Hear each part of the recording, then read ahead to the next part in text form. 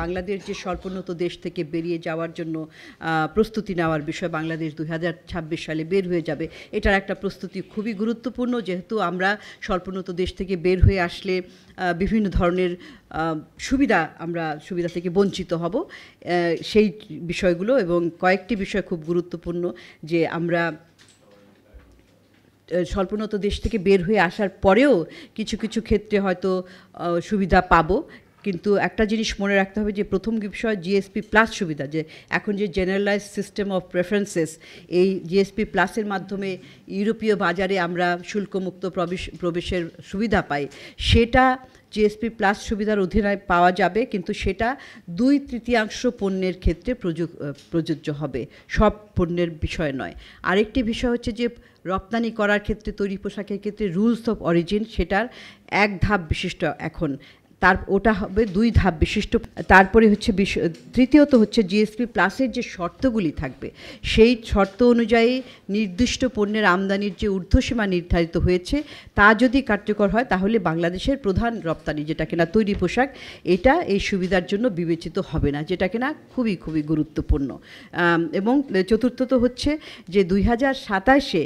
You এর অধীনে যে নতুন জিএসপি স্কিম বাস্তবায়িত হবে, সেটা যদি হয়, তাহলে কিন্তু বিভিন্ন ধরনের মানদণ্ড কঠোর থেকে কঠোরতর হবে, এবং সেখানে শ্রম, পরিবেশ, জেন্ডার, কার্বন নিঃসরণ ইত্যাদি বিষয় মানদণ্ডগুলোর দিকে কঠোরভাবে মেনে চলতে হবে। এবং আমাদের এই যে স্বল্পোন্নত দেশ থেকে বের হয়ে আসার প্রস্তুতি হিসাবে আন্তর্জাতিক বাণিজ্যের নীতিমালা, মানদণ্ড নিরিখে বিশ্ব বাণিজ্য বা ডাব্লিউটিওর অধীনে বিভিন্ন যে শর্ত কিংবা বিভিন্ন রিকোয়ারমেন্ট,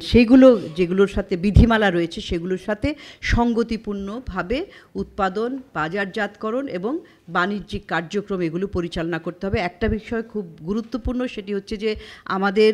যে প্রতিযোগী দেশ, এর মধ্যে রয়েছে ভিয়েতনাম অন্যতম, তা এগুলোর সাথে যদি আরও প্রতিযোগিতা করতে হয়, এবং এলডিসি পরবর্তীকালীন সময়ে যখন কিনা আমরা বিভিন্ন ধরনের সুবিধা থেকে বঞ্চিত হব, কিন্তু তারা এর আগেই বিভিন্ন ধরনের আন্তর্জাতিক বাণিজ্য চুক্তির মাধ্যমে কিন্তু বিভিন্ন ধরনের সুবিধা পাচ্ছে, বিভিন্ন আঞ্চলিক এগ্রিমেন্টের মাধ্যমে। তো বাংলাদেশকেও সেই রকম ফ্রি ট্রেড এগ্রিমেন্ট,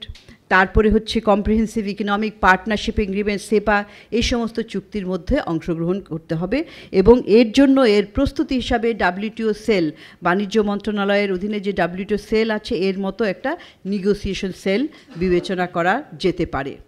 আর আরেকটি বিষয় যে আমি এখানে বিস্তারিত লেখা আছে, যেটা আপনারা জানেন যে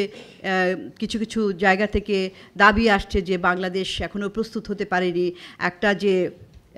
স্মুথ ট্রানজিশনের জন্য, যে এলডিসির পরবর্তী সময়ে যে আমরা একটা ধাক্কা খাবো, সেই ধাক্কাটাকে কিভাবে ইন্টারনালাইজ করবো, সে কীভাবে আমরা সহ্য করব, সেইটার জন্য কিন্তু আমাদের স্মুথ ট্রানজিশন স্ট্র্যাটেজি, সেইটার প্রস্তুতিটা কিন্তু এখনও পূর্ববর্তী নেওয়া হয়নি। এবং এই জন্য অনেকেই, বিশেষ করে রপ্তানিকারকরা বলছেন যে আমাদের এই এলডিসির থেকে উত্তরণের সময়টা বাড়ানো যায় কিনা। একটা বিষয় হচ্ছে বাংলাদেশ তো 3টি ক্রাইটেরিয়া পূরণ করেই কিন্তু এই এলডিসি থেকে উত্তরণের